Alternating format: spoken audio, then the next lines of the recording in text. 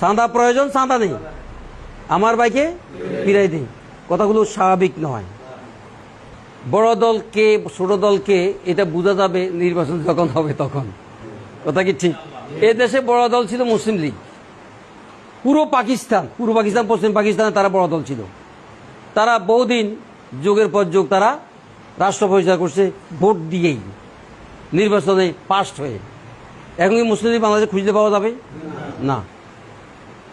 এরপরে বড় দল ছিল আওয়ামী লীগ, তারা তো পালায় চলে গেছে দেশ ছেড়ে। এটা মনে করার কোনো সুযোগ নাই তারা আসি আবার সরকার গঠন করবে, এই সুযোগ নাই। যখন তাদের সব ছিল তখন তারা টিকতে পারে নাই, থাকতে পারে নাই, দেশে থাকতে পারে নাই। এখন তাদের সব হারা। প্রধানমন্ত্রী পালিয়েছে, মন্ত্রী পরিষদ পালাই গেছে, সংসদ সদস্যরা পালাইছে, পুলিশ পালাই গেছে এবং ইমামরাও পালাই গেছে। এখন আবার জোড়াতাল দিয়ে আসি বসে এই দেশের উপর শাসন করবে, ওটা সম্ভব হবে না। আগের বার 21 বছর লাগছে, এবার যুগ শেষ হয়ে গেল, কাজ হবে না ইনশাল্লাহ। এত স্বাভাবিক না, টস করে ঢুকে যাবে, শর্ট করে ঢুকে যাবে, এরকম অনেক কথা আমরা শুনছি। আসলে এটা এত সহজ নয়। আমরা তো তাকে আনতে চাচ্ছি, কি কথা কি ঠিক কিনা?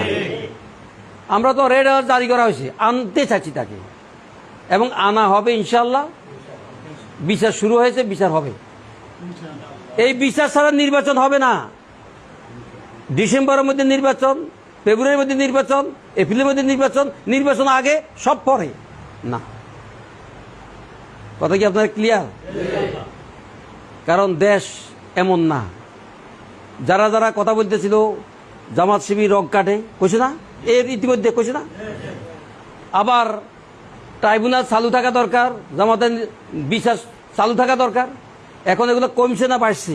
কমছে, আরো কমে যাবে, আরো মিউট হয়ে যাবে ইনশাল্লাহ। ইনশাল্লাহ। আপনাদেরকে একটা কথা বলি, সেটা হলো আমরা কোনো অন্যায় করব না নির্বাচন যখন হবে। আমরা চাচ্ছি আগে স্থানীয় সরকার নির্বাচন হবে, পরে জাতীয় সংসদ নির্বাচন হবে। কেন? স্থানীয় সরকার নির্বাচনের জন্য 3টা প্রধান কারণ। এক নম্বর হলো মানুষের দুর্ভোগ চলছে, ডেথ সার্টিফিকেট পাওয়া যাচ্ছে না, নিবন্ধন ফরম পূরণ করা যাচ্ছে না, মানুষ কাউকে পাচ্ছে না খুঁজি। কথা কি ঠিক কিনা? খুব বেশি প্রয়োজন এখন। 1। 2 নম্বরে এই দুর্ভোগ দূর করা দরকার। 2 নম্বর হলো স্থানীয় সরকার, তো সরকার পরিবর্তন হবে না, তো স্থানীয় সরকার দিলে বোঝা যাবে যে এই সরকারের নির্বাচন করার সক্ষমতা অর্জন হয়েছে কিনা। তারপর জাতীয় সংসদ আমরা বুঝুম নির্বাচন করা যাবে কিনা। সুতরাং এই দাবি পূরণ করতে হবে তাদেরকে। কি কথা কি ঠিক? সম্মানিত ভাইয়েরা, এরপরে আরেকটা বিষয় আপনারা লক্ষ্য করেছেন, বড় দল তো তারা তাদেরকে বলতেছে বড় দল কতটুকু বড় দল, কতটুকু ছোট দল। আমরা আপনাদেরকে একটু কথা বললে বুঝবেন। 18 বছর থেকে আরম্ভ করে ভোটার যারা 18 বছর থেকে আরম্ভ করে 35 বছর পর্যন্ত, এরা একবারের জন্য নির্বাচন করতে পারে, নির্বাচন করে দিতে পারে না। এই সংখ্যাটা অনেক কম না, প্রায় 7 কোটির মতো এই সংখ্যা। এরা যেদিকে যাবে সেদিকে হবে বড় দল। এখন চাঁদাবাজের বিরুদ্ধে যে মিছিল হচ্ছে, দেখবেন এই জাতের লোকেরাই মিছিলে আছে। কি কথা কি ঠিক? তাহলে এখন যারা মিছিলে আছে তারা তো আর এই চাঁদাবাজের পক্ষে না। আর মানুষের বাংলাদেশের অবস্থানও পরিবর্তন হয়ে গেছে, বয়ান পরিবর্তন হয়ে গেছে, ব্যবস্থাপনা চেঞ্জ হয়ে গেছে। তারা পুরাতন বয়ানে রয়ে গেছে, তারা পুরাতন ব্যবস্থাতে রয়ে গেছে। তারা এখনো আগের চাঁদাবাজি, টেন্ডারবাজি ওইসবগুলো আছে, এগুলো জাতি এখন চায় না, পছন্দ করে না। এখন বড় দলকে ছোট দলকে আমি আপনাদেরকে একটা প্রশ্ন করলে আপনারা বুঝবেন। ইউনিভার্সিটিতে এখন যারা আছে তারা ভোটার, তারা তরুণ ভোটার, কি ঠিক না? তারা বলতেছে ছাত্র সংসদ নির্বাচনটা দিয়ে দাও আগে। বিএনপি কি পক্ষে না বিপক্ষে? আপনারা তো সব কথাই জানেন। ছাত্রদল কি পক্ষে না বিপক্ষে? বিপক্ষে। কারণ কি? কারণ ওখানে তো জামাত ইসলামী ছাত্র শিবির নিষিদ্ধ ছিল এই যাবৎ 5 তারিখ পর্যন্ত, তাই না? সকল ইউনিভার্সিটিতে ছাত্র শিবির নিষিদ্ধ। এই সিদ্ধান্ত কার? সকল ছাত্র সংগঠনের, ছাত্র দল সহ। কি কথা কি ঠিক? 5 তারিখ রাতে বা বিকালে সকল ইউনিভার্সিটি ছাত্র শিবির কন্ট্রোলে আসছে, আলহামদুলিল্লাহ।